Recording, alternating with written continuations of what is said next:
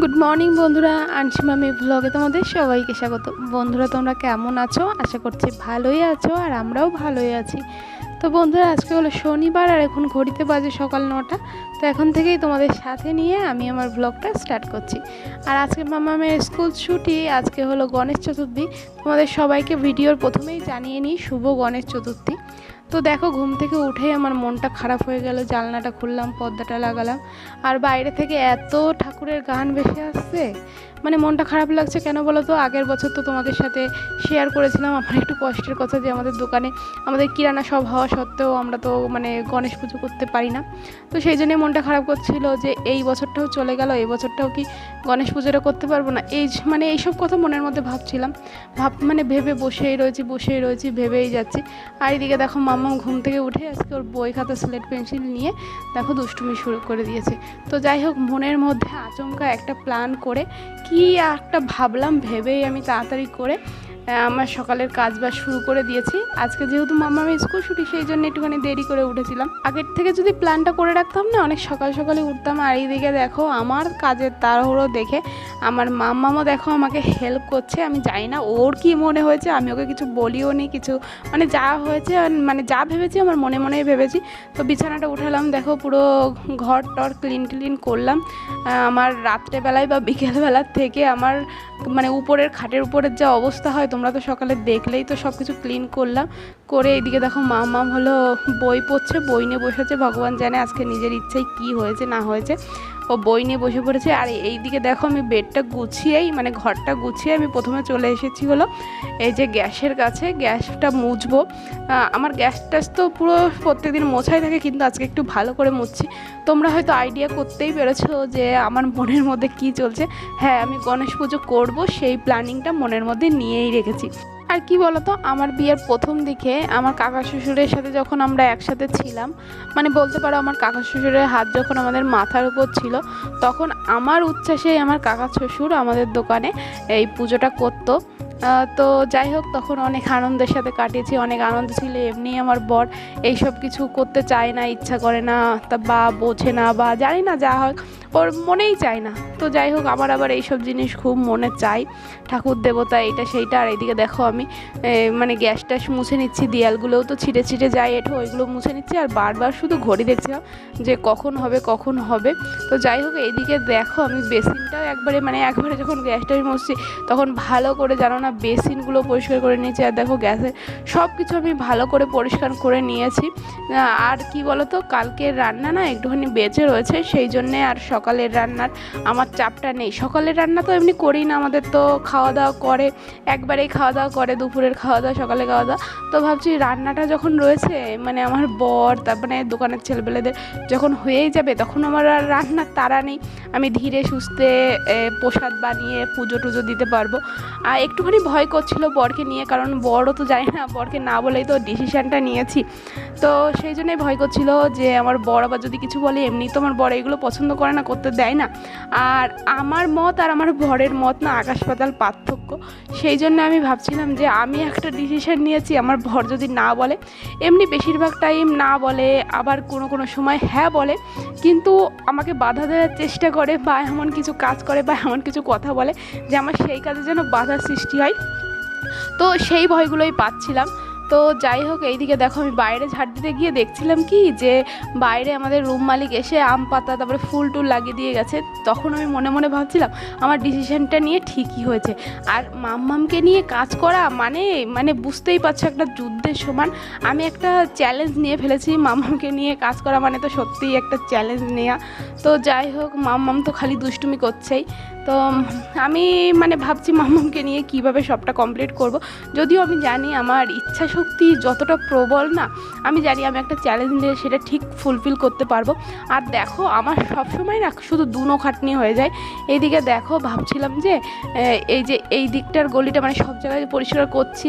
আর বৃষ্টি তো তোমরা তো জানোই বৃষ্টি কী পরিমাণে এখন হচ্ছে। তো এই গলিটাও না বৃষ্টির জন্য একটুখানি নোংরা হয়ে গেছিলো। যদিও প্রত্যেক দিন বৃষ্টি হচ্ছে আর নোংরা হয়ে যাচ্ছে গলিটা, তবুও ভাবলাম সব জায়গাটা যখন পরিষ্কার করছি, তখন এই জায়গাটা পরিষ্কার করি। তো আমার দুনো খাটনি কোন জায়গাটায় হয়ে যায় বলো তো? এই যে এইখানটায় আমি এই যে হাত দিয়ে দেখেছো উঠিয়ে আমি নোংরাটা উঠিয়ে বেসিনের মধ্যে ফেলতে গেলাম, তো নোংরার মধ্যে তো জল দিয়েই তো পরিষ্কার করছি, জলে তো মানে জল রয়েছে, নোংরা জল, তো সেই জন্য আমি ভেবেছি আবার আবার ভিতরে গিয়ে আমি ওই কাঁচরা ওঠানোর ট্রেটা নিয়ে আসবো, তার থেকে ভালো হাত দিয়ে উঠিয়ে নিয়ে যায়। কিন্তু ওই যে দুনো খাটনি হাত দিয়ে উঠিয়ে নিয়ে গেলাম, একটু ওই টিপ টিপ করে হাতের থেকে জল পড়লো রান্নাঘরটা আবার গিয়ে মুছতে হলো। আমার সাথে জানো তো এরকম দুনো খাটনি হয়েই যায়। আর তাছাড়া আমার এই সংসারে কাজের মধ্যে সব থেকে আমার এই গলিটা পরিষ্কার করতে এতটা পরিমাণে কষ্ট হয় জানো না, মানে দেখে মনে হয় কি এইটুকুই তো গলি, এতে কষ্টের কি আছে। আমারও যদি যেটা প্রথম মনে হতো, কিন্তু এই গলিটা কি বলতো আটকা, তো মানে এইদিকে ঘোরা ওইদিকে ঘোরা যায় না, মানে এর জন্যই না খুব কষ্ট হয়ে যায়। জায়গাটা যদি একটু বড় হতো, চওড়া হতো না, এতটা কষ্ট হতো না। গলিটা ছোট্ট তো সেই জন্যে এতটা কষ্ট হয়, লম্বা কিন্তু মানে আর জায়গা কম। তো যাই হোক, ভালো করে গলিটা তো আমি পরিষ্কার করে নিচ্ছি। আর দেখো এই যে বালতি কত বালতিতে জল লাগে, বালতি করে জল দিয়ে এরকম করে পরিষ্কার করতে মানে খুবই কষ্ট হয়ে যায়। তো যাই হোক, মানে বললাম না আমার হলো দুটো খাটনির স্বভাব আছে। তো মানে কি হয়েছে বলো তো, এই যে দোকানের ছেলেরা তারপরে আমার বর সবাই খাওয়া দাওয়া করে গেছে, তো এবার সেই জন্য এই যে পরে এই যে বেসিনটা মুছছি, তো দেখেছো কতগুলো থালা বাসন হয়েছে। তো আমি থালা বাসনগুলো ধুয়ে আবার তো আমার বেসিনটা পরিষ্কার করতে হতো। তখন যদি আমি বুদ্ধি খাটিয়ে বেসিনটা পরিষ্কার না করতাম, আমার কিছুটা টাইমও বেঁচে যেত আর দুনো খাটনিটাও হতো না। সত্যি আমার সাথে না, আমি যত তাড়াতাড়ি করতে যাই আমার সাথে এই দুনো খাটনিগুলো হয়েই যায়। তো এই দেখো আমি স্নান টান কমপ্লিট করে এই যে চলে এসেছি। আর আজকে না জামা কাপড়টা ধুয়ে নিয়ে আমি যখন গলিটা পরিষ্কার করছিলাম, তখন তো দেখতেই পেয়েছিলে যে জামা কাপড়গুলো মেলা রয়েছে।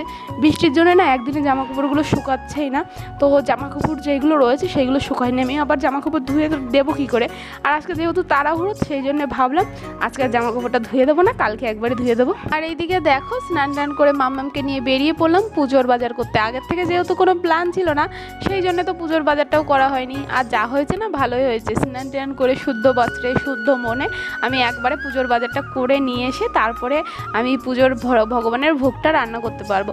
তো যাই হোক, পুজোর বাজারটা দেখো করে নিয়ে এসেছি। আর আমি ভেবেছিলাম একটু লুচি সুজি বানাবো আর একটুখানি লাড্ডু বানাবো, কারণ গণেশ ভগবানের তো লাড্ডুটাই প্রিয়। তো মানে আমি তো কোনো দিন জানো তো লাড্ডু বানাইনি, কিন্তু এই রিস্কটা নিয়েছিলাম যে আমি অনেক লাড্ডু বানানোর ভিডিও দেখেছি, কিন্তু তারপরেও না মনের মধ্যে কোথায় একটা খটকা লাগলো যে আজকে এই রিস্কটা না নিলে নয়, খালি টাইম নষ্ট হবে এইদিকে। তো সেই জন্য ভাবলাম যে অন্য একদিন বানিয়ে দেখবো খুনি আজকে। আর আমাদের হায়দ্রাবাদের তো লাড্ডুটাই ফেমাস, এত সুন্দর নরম নরম লাড্ডু পাওয়া যায়, আর পাশেই দোকান রয়েছে, তাহলে কিনে নিয়ে এসে দিই, ওই টাইমটা নষ্ট করার দরকার নেই। তো যাই হোক, এইদিকে আমি বাজার টাজার করে এনেছি। আর লাড্ডুর দোকানে গিয়ে মামহামের তো খালি বায়না এইটা খাবো সেইটা খাবো। তো যাই হোক, এইখানে এসে দেখো আমি এই যে পুজোর থালা বাসনগুলো বের করে রাখলাম। আমি তো লক্ষ্মী পুজো করি, তো সেই জন্যেই আমার ঠাকুরের আলাদা করে থালা বাসন কেনা হয়েছে। আর এইদিকে দেখেছো ঠাকুরের থালা বাসন মাজার জন্য আমি নতুন সাবানও এনেছি। তো এই জিনিসগুলোই না আমি খুব খুঁত করি যে ঠাকুরের থালা বাসন মাজবো আমি কি করে এঁঠো সাবান ইউজ করব। আর আরেকটা জিনিসেও খুঁত করি, যেটা হলো আমার ঘরের গ্যাসের ওভেন যেইটা, তো সেইটাই তো আমি আমিষও রান্না করি। সেই জন্যে আমার মানে খুব মনের মধ্যে খুঁত লাগছিলো, যেবার আমি প্রথম বড় করে লক্ষ্মী পুজো করি সেইবার আমি থালা বাসনগুলো কিনেছিলাম, ঠাকুরের ভোগ রান্না করেছিলাম। তো সেইবার না আমি একটা মনে ইচ্ছা ছিল যে আমি ঠাকুরের ওভেনও একটা কিনবো, কিন্তু আমি মাকে কথাটা জানিয়েছি, কারণ মাই তো প্রথম গুরু। তো মাকে জানিয়েছিলাম, তো মা বলছিল কি বিদেশের বাড়ি অত শুধু অত থালা বাসন এইটা ওইটা সেইটা না করে তুই মানে পবিত্র মনে শুদ্ধ মনে নিজের গ্যাসটাই ভালো করে পরিষ্কার করে ওতেই রান্না করিস, ওতেই হবে, এতে কোনো মানে অসুবিধা হবে না। তো যাই হোক, সেই জন্যেই আমি মার কথাই শুনে আমি এই জিনিসটা করেছি। তো সত্যি মন পবিত্র থাকলে, মন শুদ্ধ করলে যেরকমভাবেই হোক ভগবান ঠিকই গ্রহণ করবেনই। তো যাই হোক, সুজি রান্না করার জন্য প্রথমে দেখো আমি সুজিটা একটুখানি ভেজে নিলাম, তারপরে দিয়ে দিলাম দুধ। আর এইদিকে তো আমাদের রোজ 1 প্যাকেট দুধ দেয়, আমি আজকে একটা এক্সট্রা ফুল ক্রিম দুধ রেখেছিলাম যে সুজি রান্না করতে 1 প্যাকেট দুধে হবে না। তো যাই হোক, এইদিকে দেখো নতুন একটা ছালার বস্তাও আমি দিয়েছিলাম, কারণ চটি পরে তো আর ভগবানের ভোগ রান্না করা যায় না, আমার পায়ের তলায় এতটা ঠান্ডা লাগে। তো সেই জন্যে ওই ছালার বস্তাটা পাতলাম নতুন, যে ছালার বস্তাটা পায়ের তলায় থাকলেও ভালো হবে। তো যাই হোক, এইদিকে দেখো দুধটা জাল হতে হতে এইদিকে দেখো আমি ময়দাটাও মেখে নিয়েছি মানে লুচি বানানোর জন্যে। আর এইদিকে দেখো আমল দুধ এনেছিলাম, আমল দুধও এক্সট্রা রয়েছে, একটু ময়দাও এক্সট্রা রয়েছে। আর যতটা সুজি এনেছি না, কত আধা কিলো মনে হয় সুজি দিয়ে এনেছিলাম। তো ওই 2 প্যাকেট দুধে না ওই সুজিটা মনে হচ্ছে কি একটু বেশি হয়ে যাবে। তো সেই জন্যে ভাবলাম আমি ভগবানের জিনিস মানে ভগবানের নাম করে যখন এনেছি তখন সব কিছুই আমি ইউজ করব, কোনো কিছু আমি বাড়তি থাকতে দেব না। তো যাই হোক, সেই জন্যেই আমি ভাবলাম এই ময়দা সুজি দিয়ে একটুখানি মালপোয়ার মতো বানাবো, মানে একটুখানি গাঢ় গাঢ় হবে। মালপোয়া তো খুব হালকা হয়, আর আমার যেহেতু বাটি ঘটির অভাব, এই যে থালায় মাখাচ্ছি সেই জন্য একটুখানি গাঢ় গাঢ় করে মাখাচ্ছি।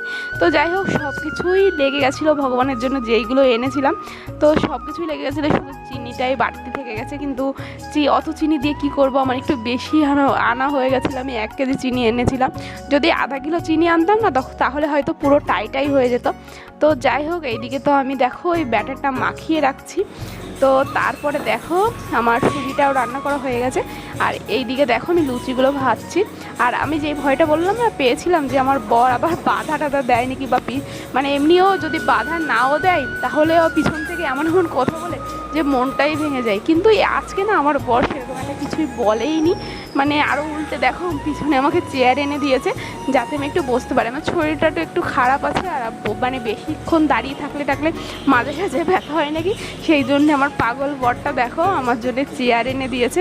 আমাকে বলছে অতক্ষণ ধরে দাঁড়িয়ে দাঁড়িয়ে কাজ করো না, মাঝে মাঝে একটুখানি বসেও নিও। আর নিজেই চেয়ারটা দেখা এখানে দিয়ে গেছে। আমার যে মনের মধ্যে কি ভালো লাগছিল আর কি হাসি পাচ্ছিল সত্যি। মানে আমরা যতই হাউসওয়াইফ কাজ করি বা কাজ না করি বা যাই করি, বরের কাছ থেকে যদি একটুখানি কেয়ার পাই তাহলে কত ভালোই না লাগে বলো। তো যাই হোক, এইদিকে দেখো মাম তো শুধু দুষ্টুমি করছে, আর মাঝে মাঝে দেখতে আসছে যে আমার কদ্দূর হলো আর আমি কি করছি। তো যাই হোক, আমার লুচিগুলো তো ভাজা হয়ে গেল। আর এইদিকে দেখো আমি এই যে কি বলে মালপোয়াগুলো ভেজে নিচ্ছি। আর যখন মালপোয়া ভাজছিলাম না তখন ভাবছিলাম আমার বরকে যদি বলে আগের থেকে ফলটা আনানো যেত না, তাহলে এর মধ্যে কলা দিলে একটু ভালো লাগতো, কারণ কলার বড়াও তো অনেক সময় এরকম করে বানাই। তো যাই হোক, কি করব, আমার বরকে বলে বলে আর আনাতে পারছিলাম না। আর আমি নিজে যখন ডিসিশনটা নিয়েছি তখন কাউকে জোর করেও তো বলা যায় না। আর এইদিকে দেখো বড়াটা ভাজতে ভাজতে ভাবছি কি ঠাকুর ঘরটাও আমি একটু মুছে রুচে পরিষ্কার করে নিই, ঠাকুরের থালা বাসনগুলোও মেজে নিই। আর এইদিকে দেখো আমার তালের বড়া বলছি সরি, এই যে এইদিকে মালপোয়াগুলো আমার রেডি হয়ে গেছে। আর আরেক খোলা দিলে আমার পুরোটা ভাজা কমপ্লিট হয়ে যাবে, পুরোটা রেডি হয়ে যাবে। আর অনেকবার করে বরের হাতে পায়ে ধরে ধরে বলে বলে একটুখানি ফল আর ফুল আনিয়েছি। দেখো 4টে কলা এনে দিয়েছিল, 2টো আপেল, আর এইদিকে দেখো একটা তরমুজ এনে দিয়েছিল। তো আমি ফল প্রসাদগুলো রেডি করে নিচ্ছি। ওইদিকে মোটামুটি মানে প্রসাদ রেডি হয়ে গেছে। আর তোমরা তো ভালো করেই জানো যে আমার আন্দাজ নেই, এর জন্যে না আমার খুব ভয় করছিল যে আমি প্রসাদটা বানাবো কেমন হবে না হবে। মানে কি বলতো, আমি যখন রান্না করি না তখন বারবার করে টেস্ট করে করে হয় লবণ দিই আর না মানে ঝাল দিই এই দিই সেই দিই, মানে টেস্ট করে দেখে দেখে আমি জিনিসগুলো ব্যালেন্স করি। কিন্তু ঠাকুরের প্রসাদ লবণও দেওয়া যাবে না, আর হলো টেস্ট করে দেখাও যাবে না যে কেমন হয়েছে না হয়েছে, তোমার আন্দাজ মতো যেরকম দেবে সেরকম। কিন্তু জানো তো ভগবানের প্রসাদের একটা মানে মাহাত্ম্য আছে। ভগবানের প্রসাদটা তুমি যেরকম করে বানাও না কেন একদম সব দিক থেকে ভালো করে ব্যালেন্স হয়ে যাবে। তো দেখো আমার সব প্রসাদগুলো রেডি হয়ে গেছে। আর আমি এক এক করে প্রসাদগুলো দেখো ঠাকুর ঘরে নিয়ে এসে সাজিয়ে টাজিয়ে রাখছি। আর এইদিকে প্রসাদ শুদ্ধিকরণে তো একটুখানি তুলসী পাতা দিতেই হয়, যদিও আমি মানে পুজোতে তুলসী পাতা মানে প্রত্যেক দিনে পুজোতে তুলসী পাতা দিই না, কারণ লোকের বাড়ি থেকে কতবার আর তুলসী পাতা ছেঁড়া যায়, লোকে আবার অবজেকশন করবে। তো আমি একটুখানি তুলসী পাতা ছিঁড়ে এনে আজকে দিলাম, কারণ এই স্পেশাল দিনে তো একটুখানি দিতেই হবে। তো যাই হোক, আমি সব কিছু দিয়ে সাজিয়ে গুজিয়ে এইদিকে দেখো আজকে মানে মাম্মামকেও স্নান করাতে এতটা লেট হয়ে গেছে না, কারণ রান্নাঘরের কাজবার কমপ্লিট না করে তো আর মানে আমি আসতেই পারছিলাম না। আর এইদিকে ঘড়িতে এত বেজে যাচ্ছিলো আমি মানে খেয়ালও করতে পারছিলাম না। তো যাই হোক, এইদিকে মামামকে দেখো একটা লেহেঙ্গা পরিয়েছি, কেমন লাগছে বলো। তো এইদিকে দেখো আমি কোনো মূর্তি এনে ভগবানের পুজো করিনি, আমার ঘরের মধ্যে একটা গণেশ ঠাকুরের ছবি ছিল, তো সেই ছবিতে আমি ভোগ দিয়েছি। যা বিজি রয়েছে আমার বর, ভগবানের মূর্তি এনে দিতে বললেও আনতো না, কত কষ্ট করে যে ফল আর ফুল আনিয়েছি। তো আর তাছাড়া হলো ভগবানের মূর্তিটা বিসর্জন দেওয়াও একটুখানি ঝামেলা ছিল, কোথায় গিয়ে যেন বিসর্জন দিতে হয়, সেই জন্যে আমি আর অত রিস্ক নিলাম না, কারণ যা করতে হতো আমাকেই করতে হতো। আর তাছাড়া আমি মনে করি ভগবানের মূর্তি আনি বা না আনি শুদ্ধ বস্ত্রে শুদ্ধ মনে তাকে ডেকে যদি আমি পুজো করি না বা তাকে ভোগ দিই, সে অবশ্যই সেটা গ্রহণ করবে। দিকে দেখো আমার পুজো করাটা কমপ্লিট হয়ে গেল, আর সকাল থেকে এত খাটাখাটনি শুধু এইটুকু টাইমের জন্যে। তো তারপরে তো আমি দেখো এইদিকে এসে গ্যাস ট্যাস পরিষ্কার টরিষ্কার করে মুছে টুছে এইদিকে ভাতটা বসিয়ে দিয়েছি, কারণ সকালে যা হোক একটু খেয়েছে, দুপুরে তো খাবে। তো কোনো মতে আমি ভাতটা বসিয়ে দিলে এই হোটেল থেকে ডালটা নিয়ে এসে কোনো মতে খেতে পারবে। অনেকক্ষণ হয়ে গেছে, সেই জন্য আমি প্রসাদটা তুলতে চলে এসেছি। আর আমার ভাতটা তো হয়েই গেছিলো, আর ওরা খেতে চলে এসেছে। আমি বললাম যে আগে প্রসাদটা খেয়ে নাও, তারপরে ভাত খেও। সেই জন্য আমি দোকান থেকে প্লেট আনতে পাঠালাম, কারণ প্লেটে করে প্রসাদ দিতে সুবিধা হয়। আর তাছাড়া শুধু ঘরের লোক না, আশেপাশে যারা আছে সবাইকে তো প্রসাদ দেবো। একদম আমাদের পুরো গলিতে যারা যারা আছে সবাইকেই প্রসাদ দিয়েছিলাম। সব কিছু তো আর ক্যামেরা বন্দি করা সম্ভব নয়, আর সব কিছু দেখানোর জন্যেও মানুষ করে না। তো সবাই আমাকে মানে এখানে যারা স্পেশালি তেলেগুড়া আছে, তো সব ফেস্টিভ্যালে সব কিছুতে আমাকে ডাকে। তারপরে এই আশেপাশে দু একজনও গণেশ পুজো করেছে, তারাও সন্ধ্যাবেলায় প্রসাদ দিয়ে গেছিলো। তো সেই জন্যে মানে সবাইকে আমি প্রসাদ দিই পুজো টুজো করলে, বা মাঝে মধ্যে না বেশি করে কিছু বানালে আশেপাশে সবাইকে দিই। তো যাই হোক, এইদিকে দেখো সবাইকে প্রসাদ টোসাদ দিয়েছি। সোমনাথ এসেছিলো, তো সোমনাথকে আর মামামকে একসাথে প্রসাদ দিলাম, সবাই প্রসাদ খেলো। তো তারপরে মোটামুটি সবাইকে প্রসাদ দিয়েছি, আরও অনেক লোকে বাদ আছে, তো পরে দেবো, কারণ এখন দুপুরের টাইম তো অনেকে ঘুমাচ্ছে। তো সেই জন্যে আমি আগে পুজোর থালা বাসনগুলো আলাদা করে রাখলাম, যে পুজোর থালা বাসনগুলো আবার এঁঠো টেটোর সাথে মিশে টিশে যায় নাকি, এইদিকে আবার এঁঠো ওরা থালা বাসন ধোবে টোবে। আমি যখন বেসিনটা পরিষ্কার করেছি একেবারে সব কিছু মানে পরিষ্কার টরিষ্কার করে তারপরে আমি খাবো। তো যাই হোক, এইদিকে দেখো আমি সব কিছু মানে ধুয়ে মুছে কমপ্লিট করে এইদিকে দেখো ঠাকুরের প্রসাদটা খেয়ে আমি এখন উপোসটা ভাঙছি। তো যাই হোক, আজকে এইভাবেই পুজোটা করলাম।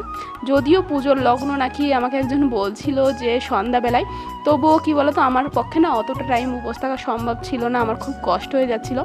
বর তো বলছিল যে তুমি না খেয়ে একটা রোগ বাঁধাবে। তো যাই হোক, বর তো জানে না যে উপোস থাকলে, ভগবানের মতে থাকলে অতটা খিদেও পায় না, আর অনেক শান্তিও লাগে, অতটা কষ্টও হয় না। তো যাই হোক বন্ধুরা, আমি এইভাবেই মানে আমার মনে চেয়েছিল ভগবানকে ভোগ খাওয়াবো রান্না করে, তো সেইটা আমি করলাম। আজকের ব্লগটা এই পর্যন্তই। কেমন লাগলো জানিও।